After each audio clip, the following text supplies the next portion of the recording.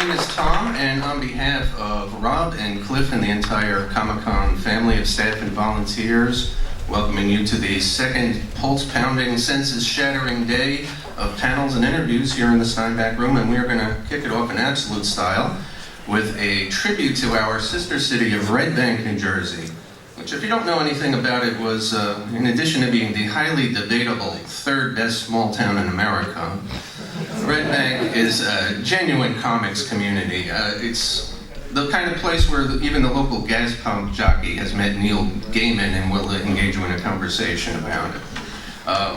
And there's also a place, I don't know if you've heard of it, it's a little, people make a pilgrimage to this Lourdes-like groovy grotto of geekdom known as Jay and Silent Bob's Secret Stash. You might want to check it out sometime.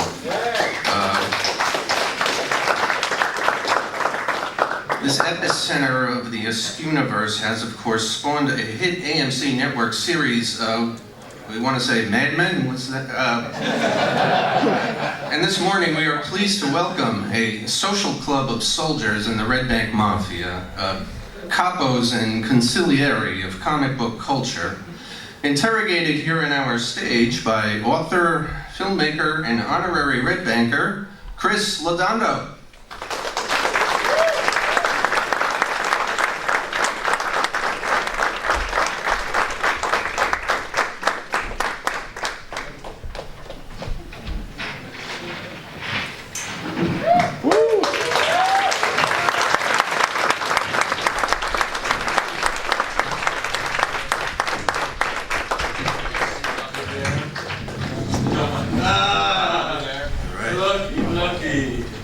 You can share with Bryan. No, share with you. Fortunately, I don't need a microphone. How's everybody doing? Welcome to day 2 of Asbury Comic-Con. I'm Chris Laudando. And before we start, we just had a special announcement. Yeah, so I've just been informed by the con that we came up a little short on the Bryan Johnson appearance fee. So we're gonna pass it around here. We accept checks as well. Pass that around the audience, please. Thank you. And please dig deep where we came up quite a bit short. That 20 must be for Ming. He's got comic book money. I find it hideous that you have a yellow hat. But yeah, like freaking Curious George. One piece. Thank you. All right. So, okay. Getting up last, Ming? Yes. All right, good. That's all you know, thank you. Okay, so, if optimism was a planet, this man would be from a galaxy far, far away from it. He is a star of comic book men. He is the star of the hit podcast, Tell Him Steve Did. He's a habitual ball breaker, particularly of name something to me as an honorary, I gotta be his, ladies and gentlemen, Bryan Johnson.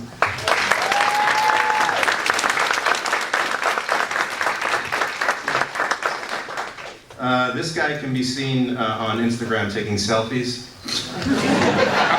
drinking coffee, eating pizza, doing headstands all over America. He has more podcast hours logged in than quality time spent with his family. Star of Comic Book Men and I Sell Comics podcast, the mighty Ming Chen.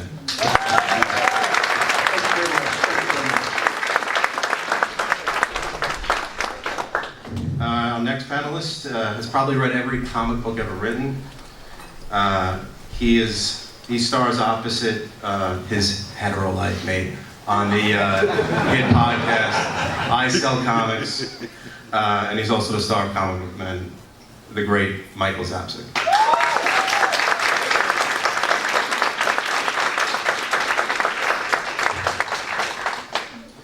When the Secret Stash needs an item authenticated, they call this next guy. If you think your Scooby-Doo lunchbox is worth anything without the original thermos, this man will crush your hopes and dreams on national television. Robert Bruce.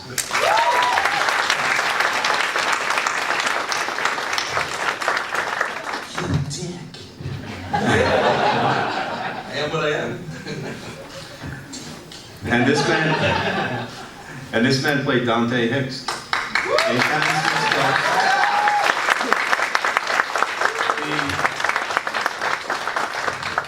He was also gang raped in a film called Vulgar, which was based on a fantasy of Bryan Johnson. Have you ever heard the phrase "spoiler alert"? You fuck. Wait to go. That was a film. It was, well, it's a documentary, right? Yeah, based on your dad, right? No. The joke wasn't meant for you, Brian. We also got to see him in this season's Comic Book Men as the captain of the Clerks Bowling League. Ladies and gentlemen, Brian O'Halloran.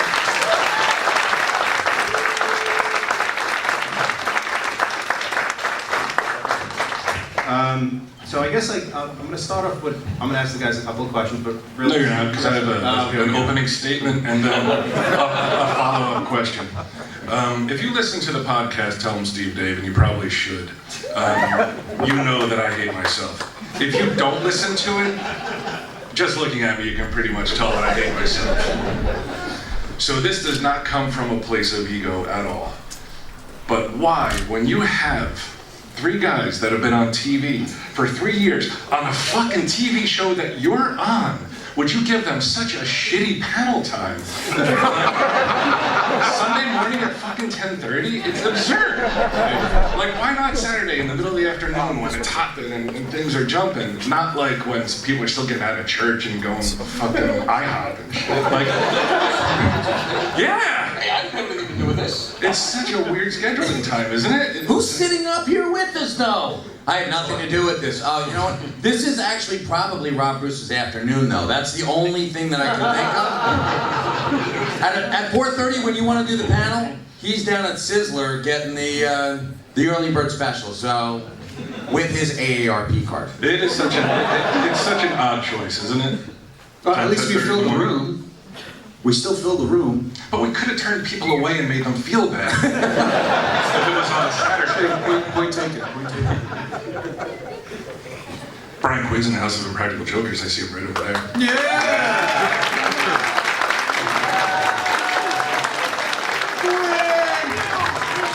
Brian Quinn, everybody. Brian Quinn. He's available for pictures after this panel.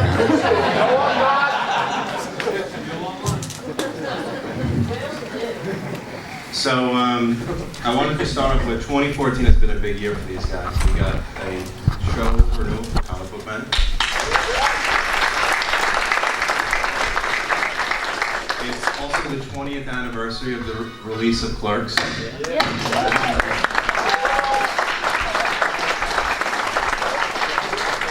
You are like my father. And they actually gave Rob Bruce his television show, which is... Yeah, they gave that a television show, folks. Let's hear it! Hey, Rob, is it going to air at 10:30 on Sunday mornings? I hear that's a hot time to schedule shit.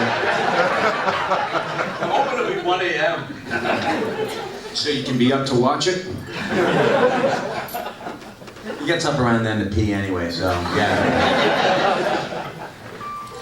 So we have a microphone up front here. If anybody wants to ask any questions of the guys, please do. Don't leave this up. Great preparation there, Chris. Right to the audience. You like that? I mean, they want to hear me? Yeah, but I had before talking down and energetic. I know, really. All right, okay. So, I'll start with the first question. So, guys, this season of Comic Book Men, what was, I guess, the most favorite episode that you enjoyed? I guess The bowling. the bowling one. One of my favorites. Man, it's not a biased opinion. I like the Hulk sprinkler thing. Or not the Hulk, Mr. T. Mr. T. The Mr. T water war. The Mr. T thing, yeah. Mostly because Ming was in the Speedo. But also mostly because I've always wanted to dress like a 1920s bather in Asbury Park. You look good in stripes. Yeah, right? And then the straw hat. It didn't look slimming though. I've heard stripes, if they were the wrong No, way. it definitely wasn't slimming. Yeah, it's supposed to go the other way. Rob? Do you remember there was a season? Yeah, we're on a television show. I like the, actually I really thought, yeah, I don't need that. I really like the Lou Ferrigno episode because I'm a huge Lou Ferrigno fan, and when George Perez came on, I mean, woo, with my buddy here, Mike, and that really touched me here. You said one, right? Is that okay? Yeah, now you just took... We got an hour and a half on time. I thought it was an hour. I have to scramble. What else did we do this in? It was not one of our, I was going to say, it wasn't one of our more popular ones, but at least according to Twitter, and we all know how Brian loves Twitter. The Renaissance Fair, we went up there. We went with Muse, and anyone who's never seen Jason Mewes, what the hell are you doing in this panel? One. Really? It wasn't popular? I didn't watch. A lot of people I didn't watch one episode of this entire season. You couldn't stay awake, man. No, it sounded really late. Plus, I just don't like to watch myself. But I thought the Renaissance Fair was popular. Not the case, huh? No. You guys don't like the Renaissance Fair? Oh, sorry. What are you guys doing on a seesaw, man? What did they Why, say? sir? You don't think you'd fit in at the Renaissance Fair? Oh, I totally fit in, but Oh, okay, you know, cool. Well, then what the hell's wrong with more What did George, they say about it? more George Perez. I'm sorry, what, more George Perez? Dude, he could be the unofficial 6th comic book man. There you go. Right? That'd be great. Get rid of him, for God's sakes. He's got his own show now, so... Yeah, did you us. hear disparaging comments about that? Yeah, there were a lot of people like, it was a weak episode, and I'm like, how the fuck can you say that was a weak episode? I got to sword fight with a chick. Then with me And I later on in beat the her. hotel room. I missed that whole last part, and I'm actually going to completely ignore it. Just like I do everyone. It wasn't weak. It wasn't, I don't know. No, it was kick-ass. And you rang the bell, man. Yeah. No, and It was super authentic, just like every episode. My favorite, there's an episode called USS Ming where I buy the G.I. Joe aircraft. No! You like that episode? Wow. What a shocker. You know, the title of the episode had my name in it, and I got to buy something I've wanted for over 30 years. So I know, how could I not love an episode? So, all you G.I. Joe fans out there, always do that. Don't clap for him. He stole out of the register at the stash. Thief. All right, so when I was looking at the title of this panel, the Red Bank Mafia, I was like, well, I'm from Staten Island, and when I think of Mafia, You don't think of a bunch of pussies, right? On behalf of all the Italians that ever were and ever will be, I think that they're all offended that we're called the Red Bank Mafia. well, what is the Red Bank? What is the Red Bank Mafia? Yeah, isn't your wife, Yes, her maiden name is DeMeo, right? Yeah. Like, that's like one of the most ruthless killers of all time. Her family. At least a cousin? I'm thinking she's direct bloodline, for God's sake. And to be honest with you, I didn't name the panel. I'm certain this guy didn't name the panel. He would have called it the Red Bank Yakuza. So this has got to be the brainchild of the guy directly to my right. Directly to my right. He's the man. I didn't know it. Then who called us the Red Bank Mafia? That was him. No, I didn't name this. Nah, the only thing I think back in the day when Mallrats came out, I saw the term Jersey Mafia, which they referred to as like you.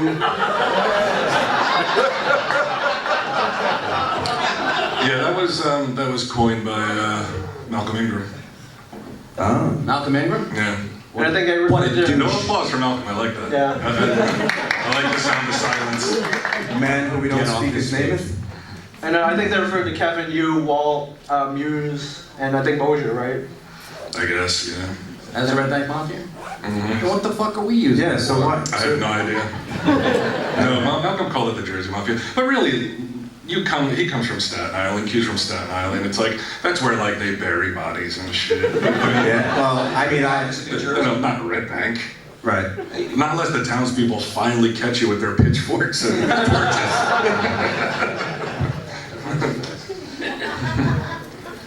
Does that answer your question? I guess. What's the question? I don't know. I thought it was. I don't know whose idea it was to, Yeah. I gotta admit that. Bro, who the hell is running this con? I do logistics, so I lay out this convention. If anybody doesn't know that I actually am one of the promoters of this convention, I hope you enjoy it.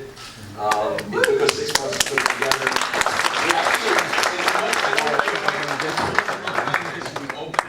office that is literally 2 doors down from View Askew. So now my kids can see me 5-6 times a day as opposed to only 2. And you know, he's open, the back door's always open, and The back door's always open. Rebuttal, Brian? I'll let it lie. People know. But I did not name the panels, and when I was told I was going to be on a panel, even though I've worked on this for 6 months, I really didn't know I was going to be on a panel, even though I printed the brochures until about 4 days ago. And obviously I You built the hotel. great preparation in making sure that we had enough microphones for everybody. And these tablecloths are really snazzy too. What's that? Yeah, you spared no expense. Wait a second, time out. This was supposed to be. Is that plastic? More vinyl than plastic. But this was supposed to have linen. I'll put it on my list of things to do. It's like you fucking cut up hefty bags and just laid them over the table. What you don't know is that you can go to the dollar store and they have an online service. Yeah, I don't know that. Did anyone care about that? That you go online and buy 500 of these for $100? Yeah, Rob, did you get these tablecloths at the flea market? I feel bad for Rob versus kids because you know they're going to school fashioned in clothes made out of this shit. The cool parachute pants. Oh, there he is.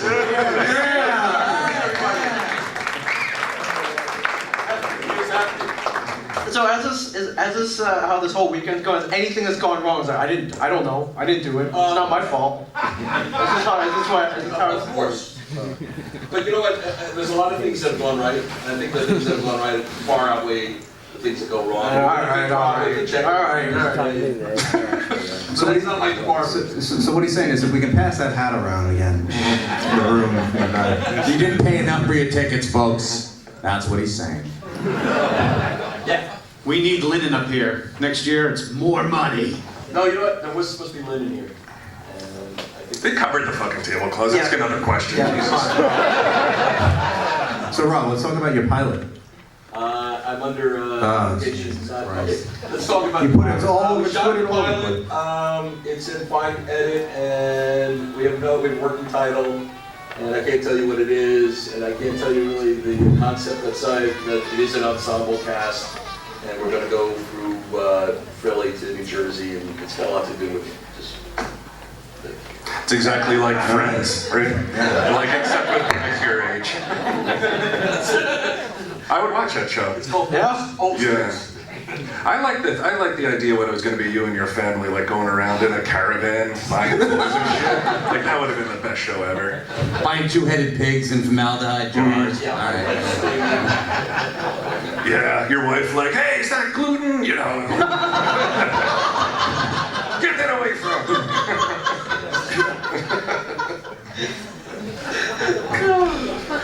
You're a stitch, Brian. What else, Chris? Yeah, come on. Get this train moving. Well, last year there was like a line, you know. Well, anybody want to come up and ask Yeah, please line up right here. Anybody have a question? Line up at the mic Is here. everybody afraid? I mean, No, it's 10:30 in the morning. They're fucking tired. And hungover, for God's sake. yeah, the last year was 10:30 on a Saturday, so I guess. What is that vile mix in that jar in front of you, Ming? It's a urine sample. Oh, dear God. Did you fail again? It's like watered down sriracha sauce. It's amazing. Are you doing the cleanse, Ming? We shoot season 4 in about 3 months. Uh-huh. We're trying to trim down a little bit. Really? Because you need to lose more weight, right? Yeah, you know. Okay, thanks a lot. Get your finger out of my nose. Ew, that was gross. All right, I guess you guys have been doing a lot of conventions and meeting a lot of people. We have. Who's your favorite? This is a question I wrote like 11 o'clock at night in the dark. Who's your favorite celebrity encounter?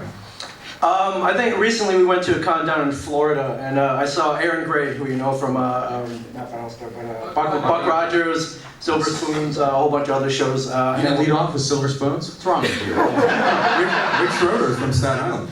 Is it the same Silver Spoons are we talking about? Yes. Okay, cool. Yes, I saw her at a table, and I went over to, I'd met her before, so I went over to talk to her, and then all of a sudden, I didn't notice, but the guy who she was talking to stood up and was like, hey, hello, my name is David Morrissey, the freaking governor from The Walking Dead, and, totally nice Brit guy, like totally the opposite of how he is on the show, Great guy, introduced himself to us, and it was a little jarring, the British accent, no eye patch, but it was, no machine gun, no leather jacket, didn't want to stab me in the head. You know it's not a reality show like Comic Book Man, right? Walking Dead? I realized Now. I realized that I never met him before, but I was like just such a cool guy, and he'd seen the commercials from the show, so he knew of it, and that was cool. Really going there. I'm going there. Stephen Young. Ring a bell? Yes, You got to switch places with Stephen Young. I did. We were at Walker Stalker out in Chicago. It's Walking Dead convention, and they asked him to switch places with Stephen Young on a panel that Stephen and Lauren Cohen were doing. So racist. And he got to switch because they said, it'd be really funny, Ming? Since you're Asian. I'm staring right at you when I'm saying this. Since you're Asian, why don't you and Steven switch jackets and you can go up on stage? And Ming's like, that's so funny! Said it exactly like that. I was standing right there. He said, that would be hilarious, and they did it. And actually, Ming got to call a bunch of Caucasians racists. And yet, David Morrissey just meeting you for like 30 seconds, shaking your hand and saying, who was that wanker? That tops Stephen Young. Yeah. What a dick. This is my hetero life, mate. Can you believe it? I could have chosen that guy. At least he would have kept me on my toes. Who was yours? Mine was, Would have kept you on your back, son. So would have kept you on your back. Legs up in the air over my shoulders. Taking you. Things looking mighty good now. And you wonder where he gets the idea for Vulgar. Actually, I think it was exactly that. Exactly that. My favorite celebrity encounter thus far, Adam West. And I'll tell you why, because... Is he here at this particular convention? Then shut the fuck up. So Ming and I, this was our very first convention about 3 years ago. No one had heard of Comic Book Men. And no one still has, but I'll get to that later. So we're at this convention. We're sandwiched in between Kelly Hu and Lee Merriweather, which is a really nice sandwich to be in. And on the opposite side is Adam West. Now, I've heard all these stories about Adam West and how standoffish he is, and they're all true, every single one of them. But worse than that, it's his manager. Because Ming wanted to get a sound clip for our podcast, I Sell Comics. And so I go up there and I give him his $60 because, we're convention guests as well. So, that courtesy doesn't apply to Adam West. And I said, Mr. West, it's a pleasure to meet you. Stuck out my hand to shake it, and he said, no, fist bump. How? Boom. And he wouldn't sign the photo that I asked him unless I made it out to somebody. And I'm like, son of a bitch, he's a crotchety old man. I love this guy. And his manager was just a total, he's like, you gonna stand here all day? Keep the line moving. I'm like, there's no one behind me, douche. Then you can leave now. I'm like, all right. So I did. But No sound clip. no sound clip, because, we were gonna put it into a porn that Ming and I are producing later on. That dude. Rob, how about you? You've met a lot of celebrities in your time. Norman Reedus. All right. When we were getting on stage, we went out to LA. That was Michael Rooker. Michael Rooker, dumbass. That was Michael Rooker. Oh boy. Michael Rooker. Disappointed. Were you calling him Norman the whole I know, time? brother. Like, dude, you were awesome with that crossbow, dude. You were amazing. Like, So obviously, you know what? Yeah, quite memorable, Rob. I'm honored. I get to meet a lot of people, so and I work with these guys. More importantly. Oh. Yeah. Phony son What of did you a guys say? Sell out piece of crap. Brian, Me? I probably should have thought about it while you guys were all saying yours. I don't really care. I don't really care about any celebrities, really. Well, no, right. How about in general, not just from like the cons, but like through your experience, what was the most memorable, you would say, like famous person that you met? That was cool or not cool? Cool or not cool? Yeah. I don't know. When we were in Orlando, we were gonna we did a panel. It wasn't at 10:30 on a Sunday. It was prime time on Saturday. Back when we had a reputation to maintain. And they had a green room, which it's supposed to be a place for guests to go and hang out and drink and eat and shit. But they only had they didn't even have hot water, right? They only coffee and iced tea. Yeah, this is a big mega con. They had iced tea and they had coffee and that was it. And one of the ladies from Walking Dead. Yeah, Sasha Martin Green. Yeah, she asked for hot water. I'm sorry, Shaniqua. She was Sasha on. Fuck it, it's 10:30 on a Sunday morning. Anyway, so after You try thinking up names. After 2 days, we got tea. But Napoleon Dynamite was there. I love me some Napoleon Dynamite. With his manager lady and That'd be John Heder, right? yeah. All right. Yeah. That's right. John Heder. And I like Napoleon Dynamite a lot. I haven't really seen anything he's done since then, so I wanted to ask him some Napoleon Dynamite questions. But I know what he's been in since then, but yeah, he was there shooting a movie where he played like a young Roy Disney, not even Walt Disney. Like Roy Disney? Yeah, Roy Disney. Oh, that sucks. But I could co-stars Jodie Sweetin. Just to up the Q factor. What do you think? But I got turned down. I think he didn't know, like I dropped Comic Book Man name, AMC I dropped Kevin's name. That might have been the problem because Kevin has gone on record as saying he doesn't like Napoleon Dynamite. So maybe that's why, but I don't know. Doesn't he have cable? Yeah. I mean, for God's sakes, AMC. I guess, I guess getting shot down by Napoleon Dynamite was my favorite interaction so far. Best con interaction, probably, I was at a horror con out in Pittsburgh. It was a horror hound. And there was a American Werewolf in London reunion. So it was John Landis, David Naughton, and Griffin Dunn. And before the start of the first day, John Landis came over to my table and was like, I gotta tell you, you are hilarious. I love the movies you're in. I'm like, it's John fucking Landis. I'm like, thank you, man. And I was ready to go, like, really, what happened to Vic Morrow? Seriously, was it? Like, did you see the head fly? Oh my God. This is what's running through my head. Obviously, I'm not saying that. So they had several kids too, right? Yeah, kids did. But I was worried about Vic Morrow. So there was a photo op session going on, and I knew the guy who was running it, so I was like, I want to do 2 photos with John when his photo op happens. So we get up there, do the normal, hey, it's me, John Landis, and I sat around and I said, hey, John, can I just throw this by? Can we take a photo where it looks like you're fucking me in the ass? And he's like, absolutely. So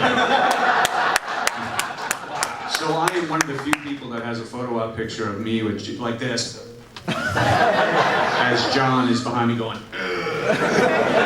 and once it got printed out, I brought it over and he was like, where's my $60? So that was my fun con experience. In general, like, oh my God, geeked out moment was the Jay and Silent Bob after party, and Mark Hamill was like, Bryan, and I was in the room, or I was outside, but I was away from the tables, I'm hearing, Bryan. I turn around, and I'm like, huh? And I see, Mark Hamill go, Bryan. I'm like, literally did the old, yeah. And it was the whole like, holy shit, Luke Skywalker's calling me over.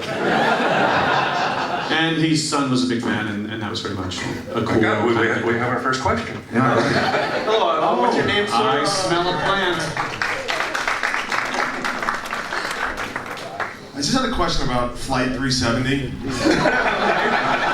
289 people lost their lives in that flight. What are your thoughts on that, please? What do you think of that, Ming? Some of my countrymen were. They're all cousins of his, yeah. And they're having fun on the plane. I would love.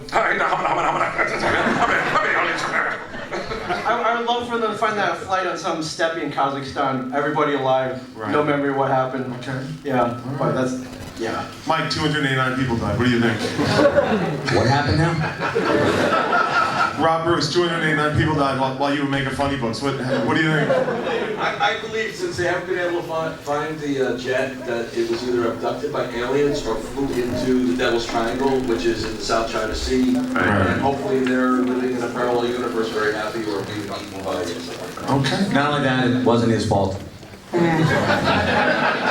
Mr. Johnson, all those people dead. What do you I think? find it annoying that we haven't seen one corpse yet. Yeah. Like, all I read every day is like, oh, there was a ping. There might have been a ping. And they're not talking about Ming's cousin. They're talking about, they're not talking about Ming Chen. They're talking about from the black box.